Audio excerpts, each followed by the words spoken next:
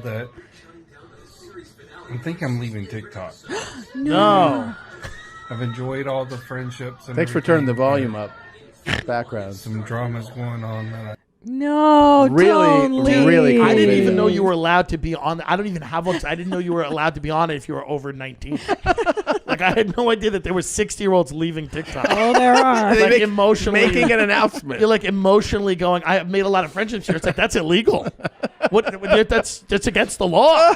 What do you mean you've made a lot of friendships here? Right. What are you talking about? I mean, We had been day drinking in Florida, visiting Yeah. my family, and we saw these little kids, like 5th graders, yeah.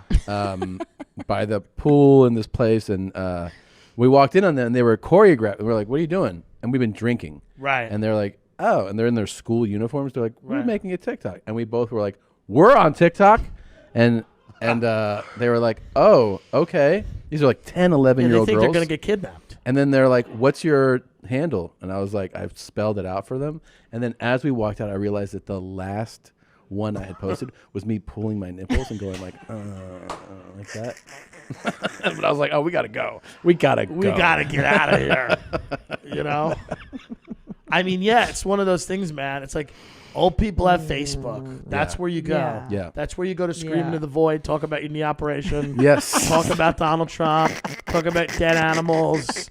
Talk Scream about into the void. I mean, that's Accurate. what it It is. is. That's what you're there. That's what it's for. A Amazing. backyard show. Amazing. I just want it'll be my It's first going to one. be great. It'll be fun. As soon as you get that laugh and you're in, you're like, oh, I'm back in. And it's amazing. But then they're closing all the parking garages in New York now at midnight because homeless people, I guess, are just walking down into them. And they're like, hey, this is a fun cave. Yeah. What could happen here? Yeah. I like cars. Yeah. You know, like I imagine like homeless people like there's a cave full of luxury cars 2 blocks away. Yeah. We don't have to be in the rain tonight. Right. And so they are closing those at midnight. So then me and my opener, we get back and we're driving around the city trying to find a spot. Everything's just weird, man. We went into a bodega at like 1. We're like standing there. There's a homeless woman in there begging for tea. The dude's like, it's your 3rd tea. And then you're looking at 2 guys that are kind of walking around the bodega and you're like, something feels off. Like, are they about to whip a gun out? Am I just paranoid because of the news? Nobody's out at night. New York City used to be, and I lived there for years. Bumping, dude.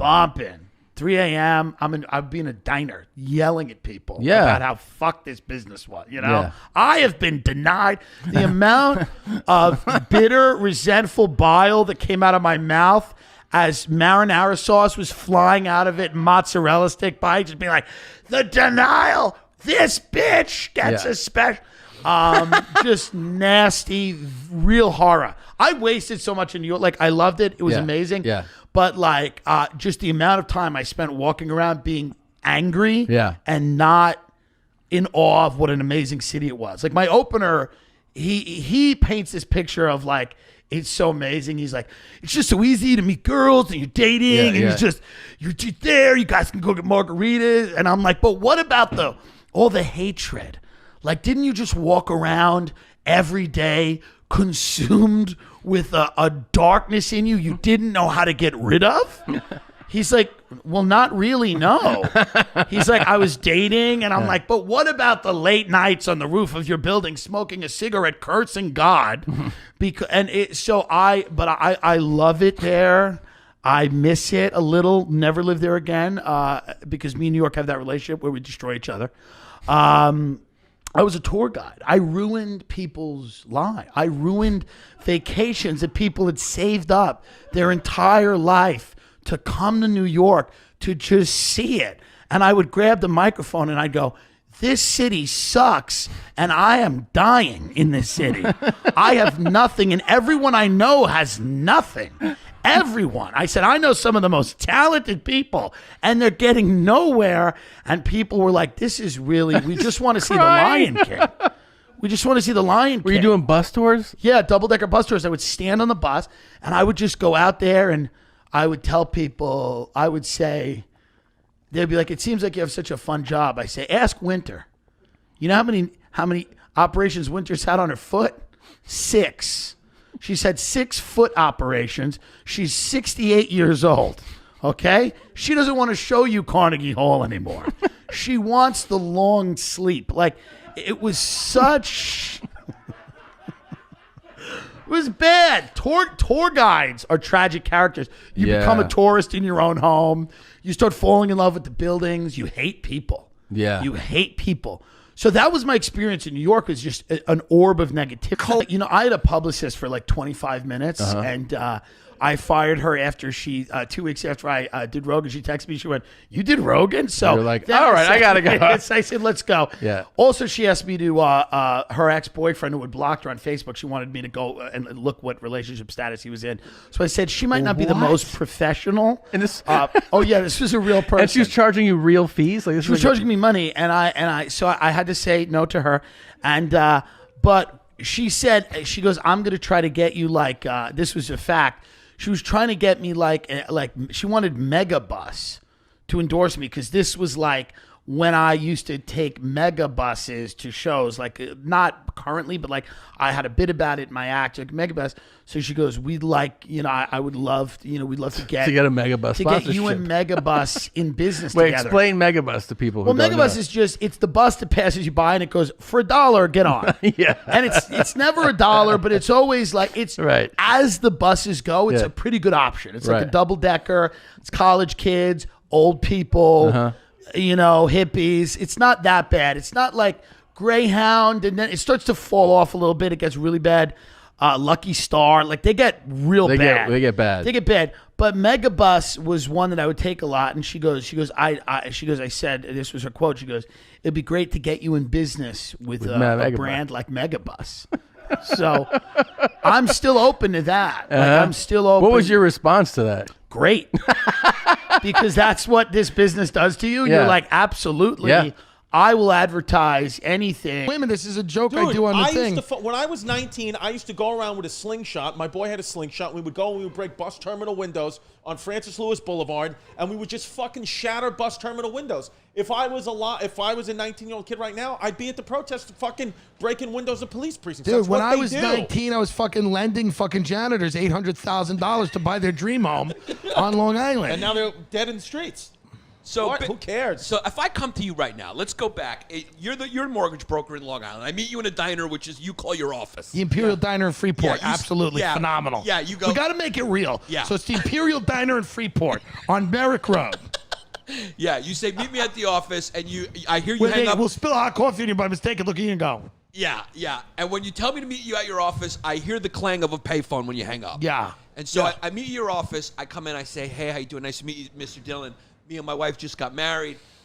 You know, I'm a comedian. I saved up about $80K. You know, she wants to live. We're having a baby. Here's she your wants to Mr. live on the Pappas. island. You got Mr. Pop, I'm very glad. Can I get a loan? Not only can you get a loan, but let me tell you something. Yeah. How much of that $80K are you prepared to spend on the property? I don't know, Mr. Dillon.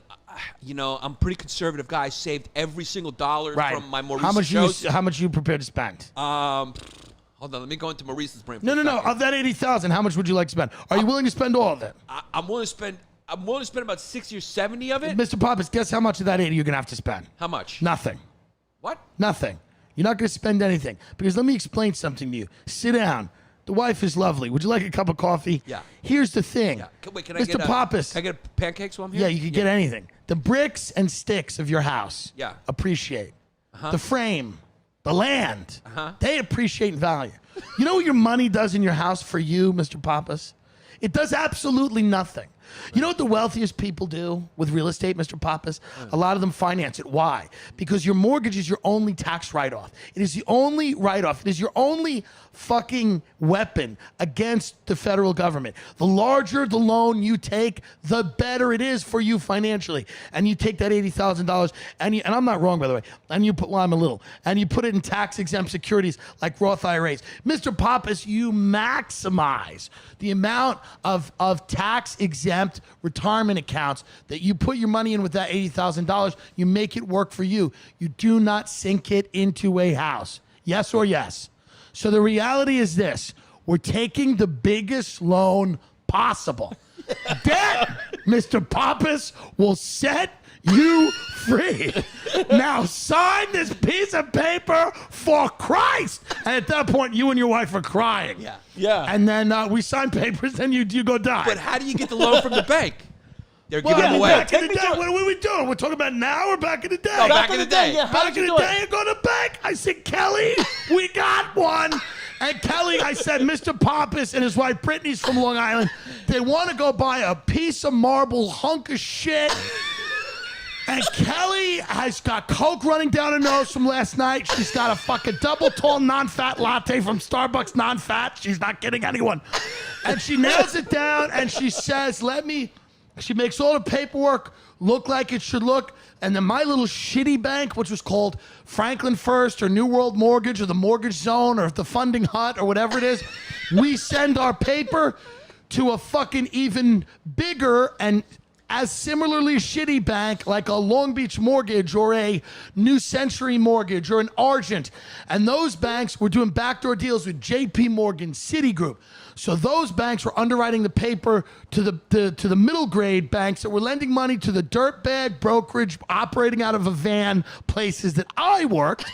Okay? Right. So when this all, you ever played a game of hot potato? Yeah, it's an orgy. Yeah. So when everything goes wrong, You pass it around. we're passing it around. And Yeah. then by the time you sign your mortgage, by the time you get your first bill, because the other benefit, Mr. Pop, is you don't pay for 2 months. Right. For 2 months, you don't pay. But That's are you true. sure I'm going to be able to afford this mortgage? My stand-up comedy career is up and down. Mr. Pappas, I have watched your stuff. I think you're a genius. Thank you.